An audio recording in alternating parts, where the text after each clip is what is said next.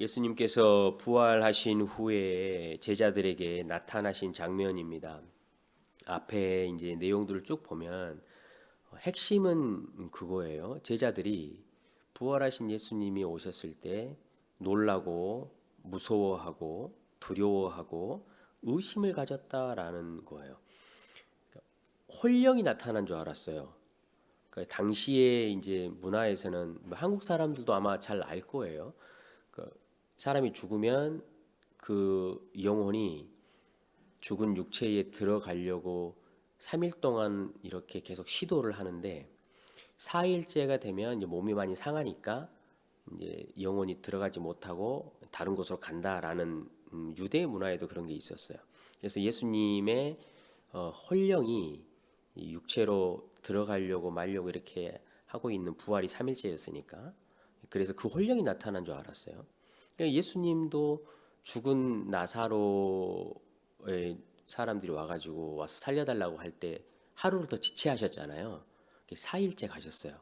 그러니까 이게 육신이 완전히 썩어서도 하나님은 부활시킬 수 있다라는 것을 알리기 위해 이제 일부러 지체를 하신 건데 그처럼 혼령이 나타났다라고 생각을 하고 이제 무섭고 두려웠던 거예요. 예수님이 자신이 진짜로 부활했다라고 하면서 살과 뼈가 있다. 그리고 손과 발을 직접 보이셨어요. 그리고 먹을 것을 달라라고 해가지고 제자들 보는 앞에서 그 이제 고기 수프를 이렇게 드셨어요.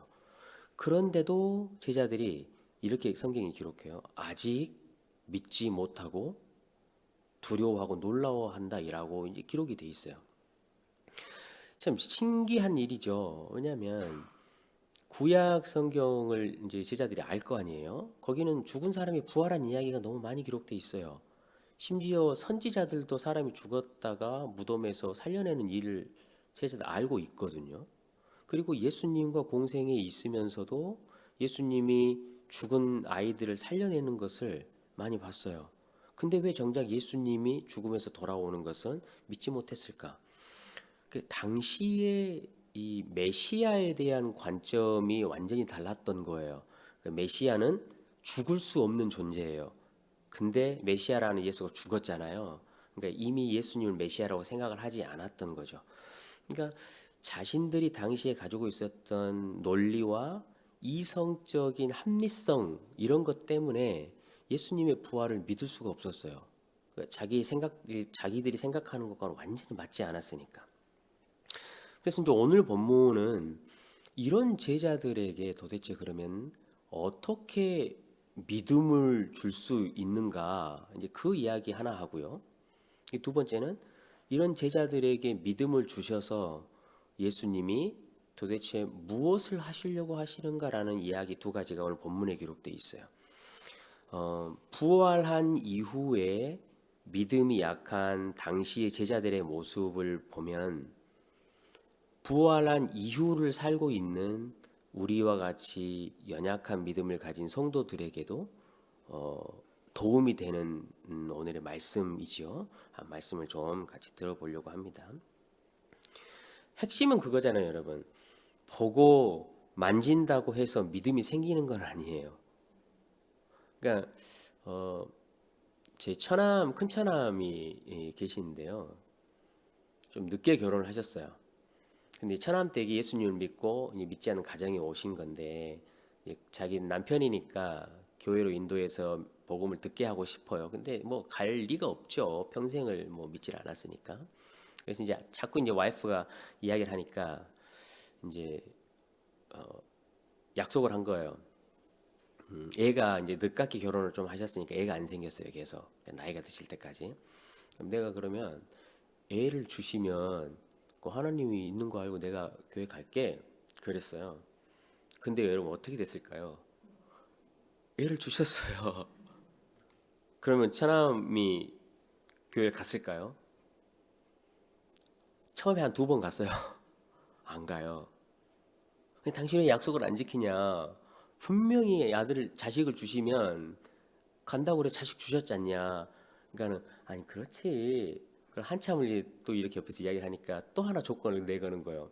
나이가 많이 드셨는데 우리가 장남인데 아들이 없잖아. 아들을 주시면 내가 교회를 갈게. 그렇게 했어요. 근데 어떻게 했을까 하나님께서? 아들을 주셨어요.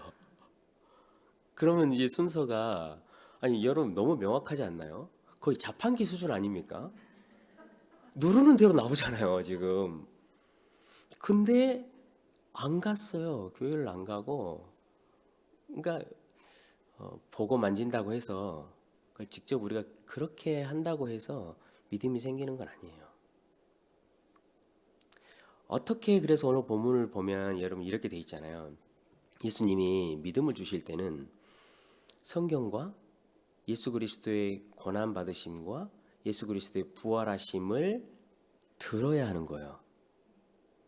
모세의 율법과 선지자들의 글과 시편과 모든 성경에 기록되어 있는 예수님이 행하신 일과 예수님이 어떠신 분이신가의 내용을 들었을 때 믿음을 주시는 거. 오늘 보면 45절에도 보면요, 마음을 열어서 성경을 깨닫게 하셨다라고 돼 있어요. 이것으로 믿음이 생긴다라고 우리에게 명확하게 증거를 해주셔요. 오늘 본문 앞쪽에 보면요, 엠마오로 가는 제자들 이야기가 등장하거든요. 거기에도 똑같은 이야기로 돼 있어요. 엠마오로 가는 제자들이 예수님을 길에서 만났는데 예수님이 누군지도 몰랐어요. 인식을 하지를 못한 거예요. 설마 자기들 옆에 있겠냐라고 생각을 했겠죠. 그러나 그때도 예수님은 뭘 보여주신 게 아니었어요. 모든 성경과 말씀을 풀어줄 때 우리의 마음이 뜨거워지지 않았느냐라고 예수 그리스도를 믿게 되었어요. 확인하게 되었죠, 그 제자들이. 그래서 사도 바울이 이후에 나중에 로마 교회의 그 휘황찬란한 도시에 살고 있는 성도들에게 편지를 쓸 때 명확하게 기록해서 보내요. 믿음은 들음에서 난다. 들음은 예수 그리스도의 말씀이다. 여러분, 그게 원리예요. 근데 오늘 이제 본문에는 성령의 이야기가 등장하지 않잖아요. 근데 원래 이 본문에 등장하는 이야기 하나가 빠진 게 요한복음에 등장해요. 거기 보면 예수님께서 제자들에게 나타나시거든요. 그래서 믿음이 없어서 두려워하는 제자들에게 이렇게 말해요. 숨을 내쉬며 너희가 성령을 받으라 라고 말씀해요. 그러니까 예수 그리스도와 하나님 나라의 말씀이 들려지고 해석되고 우리에게 선포되어질 때 성령께서 그것으로 우리를 깨닫게 하시는 거예요. 그래서 믿음이 생기는 거예요. 성령이 행하시는 일이에요. 오순절날 성령이 임하기 전에 이미 예수 그리스도가 부활한 이후에 오순절 성령을 미리 맛보게 하시면서 제자들에게 성령을 주신 거죠. 그래서 베드로를 여러분 한번 봐보시면요, 사도행전 1장에 이미 2장에 오순절 성령 강림하잖아요. 1장에 베드로의 이야기를 쭉 한번 읽어보세요. 이미 말씀을 다 깨달아 버렸어요. 그래서 지금 제자들과 자기들이 처해 있는 이 상황과 앞으로 해야 될 일들을 성경에 비추어서 해석을 해버려요. 그래서 성경에 기록된 대로 마띠아라 또 제자를 세우고, 그러니까 이 성령께서 우리에게 임하시게 되고 우리가 충만하게 될 때 하나님의 말씀을 가지고 하시는 거예요. 여러분, 이 사실을 꼭 기억하셔야 돼요. 성령은 교회와 성도들에게 일하시되 말씀을 통하여 말씀과 함께 일하셔요. 그래서 성령께서 저와 여러분에게 어떠한 친밀한 역사를 해주시길 기도하고 소원하는 성도라면 반드시 말씀을 붙드셔야 돼요. 말씀과 동행하는 삶으로 여러분 우리의 삶의 시스템을 바꿔야 돼요. 말씀을 듣기도 하고 말씀을 읽기도 하고, 그럴 때 하나님께서 일하심을 우리가 보게 돼요. 그 말씀을 통해서 성령께서 성도에게 일하시기 때문이죠. 자, 이제 그렇다면 이렇게 믿음을 주시고 이 제자들과 무엇을 하려고 하셨느냐, 성경 읽어보면요, 46절 47절을 눈으로 한번 봐보십시오. 예수님이 그렇게 말씀하셔요. 성경 전체를 보면 크게 두 가지 예언이 기록됐대요. 첫 번째는 뭐냐면 예수 그리스도 곧 메시아가 고난을 받고 죽고 부활한 것이 기록됐고, 47절에는 그 사건의 이야기를 통해서 예수 이름을 통해서 죄사함의 회개가 전파될 것이 기록되었다라고 본문의 이야기를 하죠. 47절에. 그러니까 성경에 기록된 큰 예언을 탈탈 털어서 두 가지로 나누면, 첫 번째는 예수님이 십자가에 달려 돌아가시고 부활하신 이야기, 두 번째는 그 예수의 이름 때문에 죄사함의 그 회개가 온 열방 가운데 전해질 것, 이 두 가지라는 거예요. 첫 번째 것은요, 성령께서 누구랑 성취를 하셨죠? 예수님과 함께 성령께서 첫 번째 걸 성취를 하셨어요. 그럼 두 번째 거는 지금 어떻게 하고 계실까요? 동일하게 성령께서 그때 당시 제자들과 함께 성취를 하고 계시는 거였죠. 근데 그 이야기는 성경의 제자들에게서 멈추지 않아요. 우리에게도 동일하게 적용이 되는 거예요. 성령께서 예언에 기록하셨던 성경의 그 예언을 지금 오늘 저와 여러분과 함께 성취하고 계시는 중이에요. 여러분 놀랍지 않습니까? 성경에 기록되어 있는 그 예언의 말씀을 오늘 저와 여러분과 함께 성취하고 있다는 사실이에요. 위로부터 능력이 우리에게 입혀지고 오순절날 임했던 그 성령께서 저와 여러분에게 오늘도 동일하게 임하신 것이죠. 그래서 교회와 성도들은 성경을 성취하는 자들이에요. 오늘도 저와 여러분은 성경에 기록된 이 예언을 성취하는 하루를 사는 거죠. 저와 여러분을 통해서 죄 사함을 받는 사람 한 사람이라도 불러 세우기를 원하신다는 거예요. 우리가 각자 보내진 삶의 자리가 있어요. 모든 사람들은 다 그 삶의 자리가 있어요. 여러 가지 이유로 그 자리에 여러분 계실 거예요. 여러 가지 목적으로. 그리고 그 안에서도 살아가는 하루하루의 삶의 복잡함이 있고 고달픔이 있으실 거예요. 그런데 우리의 삶의 모양과 내가 어떠한 일을 하면서 사는 것과 상관없이 반드시 기억해야 될 건 뭐냐면, 성령께서 연약한 저와 여러분을 통해서 오늘도 성경을 성취하고 계시는 자리다라는 거예요. 여러분이 계시는 그 자리가 어떻게 해서든지 한 사람이라도 죄 사함을 받고 하나님 백성의 자리로 불러 모으기 위한 하나님의 일하심이에요. 저도 그렇고 여러분도 짐작하셨겠지만 제가 나주혁신 장로교회에 오게 된 것도 여러분 다른 이유가 하나도 없어요. 하나님이 어떠한 이유로 어떻게 보내셨는지 우리가 다 알지는 못하지만 제가 이 교회를 섬기면서 확신할 수 있는 한 가지는 어떻게 해서라도 한 사람이 죄사함을 받고 하나님의 백성이 되도록 하는 일 때문에 저를 여기에 보내셨다라는 거예요. 이 자리예요. 이 성경에 예언된 일을 성취하기 위해 우리를 사용하시는 것이죠.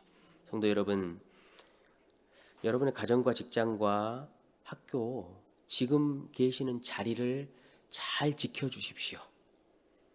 그 자리에서 성령께서 언제 여러분에게 입에 말씀을 주시고 마음을 주실지 몰라요. 왜냐하면 우리로 증인이 되라고 하셨기 때문에 여러분이 처한 그 자리에서 내가 증인으로서 언제 무엇을 말해야 할지 모른다라는 마음으로 여러분 잘 준비하시며 자리를 지키시기를 주님의 이름으로 부탁드립니다. 성령께서 오늘도 누구를 만나게 하실지 몰라요. 성령께서 내 입에 어떤 말을 주실지 몰라요. 내 마음에 어떻게 인도하실지 우리는 몰라요. 하루의 삶의 현장에 살다 보면 탄식하는 일도 많고 답답함도 많고 고단하고 어려움 가운데 살아가야 하는 것이 기본값이지요.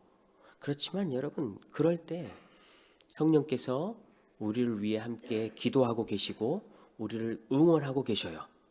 왜냐하면 성령 하나님은 기회를 보고 계시는 거예요. 기회를, 틈새를 보고 계셔요. 어떤 사람을 어떻게 만나게 하셔서 거기에 가면, 그 카페에 가면, 그 직장에 가면, 저 교회에 가면 내가 세워놓은 충실한 증인이 있으니 그쪽으로 보내면 그리스도의 죽으심과 부활하심을 듣고 그 삶을 볼 수 있을 거야. 그것을 통해서 내가 성경에 기록한 예언을 성취해야지. 성령은 그 일을 하고 계셔요.